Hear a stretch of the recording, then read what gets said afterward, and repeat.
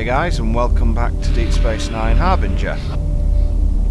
You're going to be hearing a bit more of my voice over the next few episodes, because basically we are now alone on the Citadel planet, Demaros 3 I believe Benji called it. This is a quite dangerous puzzle. You can kill yourself by accident and get a game over here. The basic idea is to get brown to brown, blue to blue and red to red. I screw up here because I accidentally think I try and connect brown to red, but fortunately that doesn't actually result in you killing yourself. It's only if you either send plasma through the obviously damaged pipes, the brown ones, or in the event that you cross the stream. So at that point the plasma exchange blows up in your face.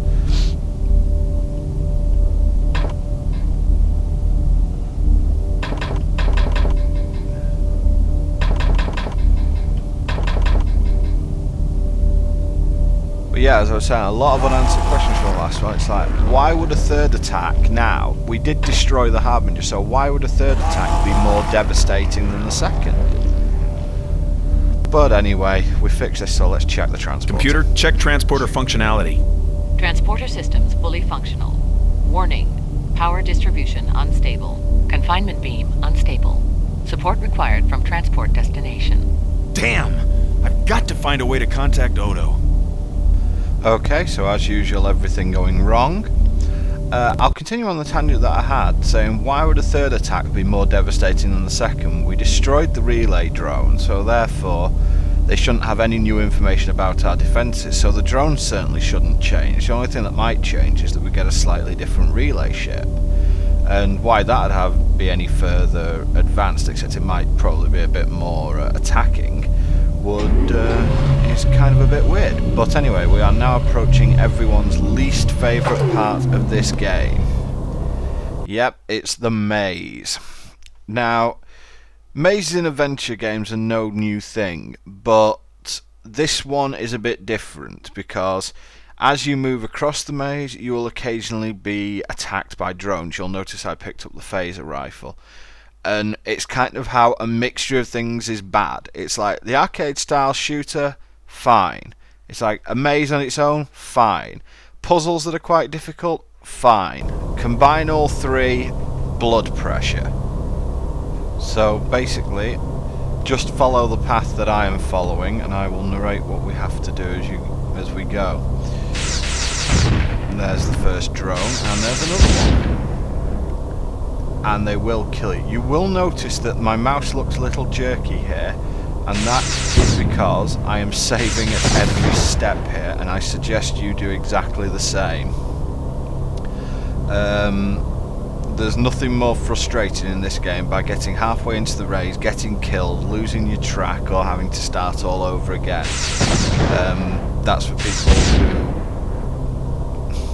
I honestly don't know. I honestly don't know who would want to do something like that. Obviously, I'm cutting out all the saves, and it should be quite easy for you to follow the path that I'm going on. If anyone has any real issues with it, I can produce a sort of map of how to do this. That was very, very lucky. The problem with this is that sometimes the drones will be like that and they'll just be pathetic and just hang right in front of you, and other times they'll appear at like the top right, top left corner of the screen and just instantly fire and kill you. And you can imagine being so. I mean, we haven't even been told what the goal here is.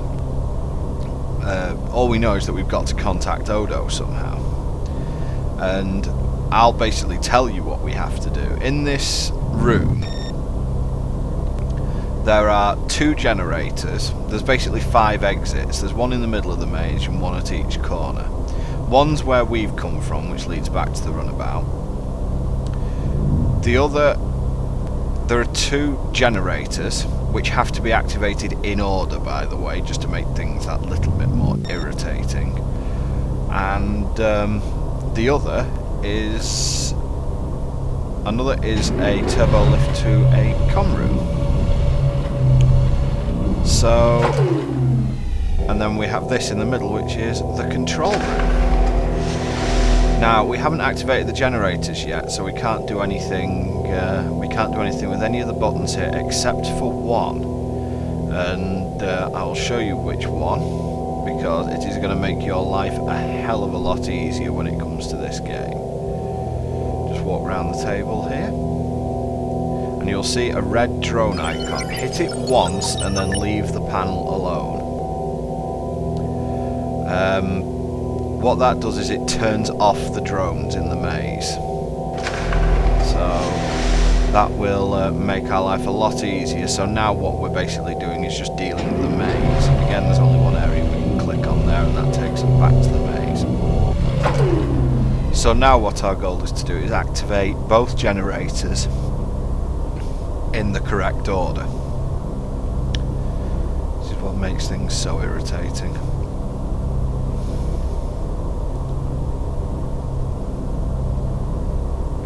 You will notice me spinning around a little bit here, just making sure I've got my bearings right, but we'll get this, we'll get back on track. And what activating the two generators will do will mean that we can activate every button on that panel.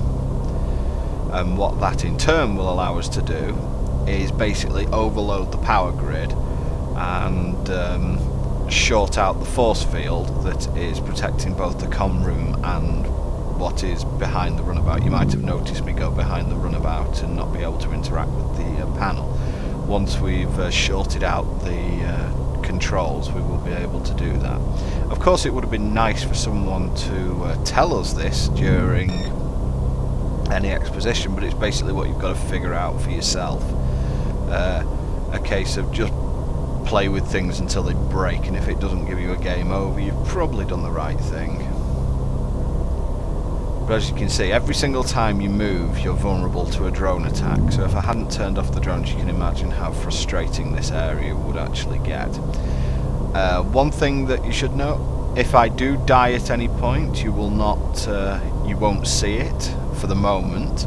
But what I will do, after the video is over, I have actually still got all the footage, so I will produce a death video. You will see every single time on this game that I died for some unknown, for whatever reason, and how I died. I'll also point out where you can die in the game. Anyway, that's the first generator that we've just activated, so now we're going to go on and go to the second one, and that'll be next time. See you then.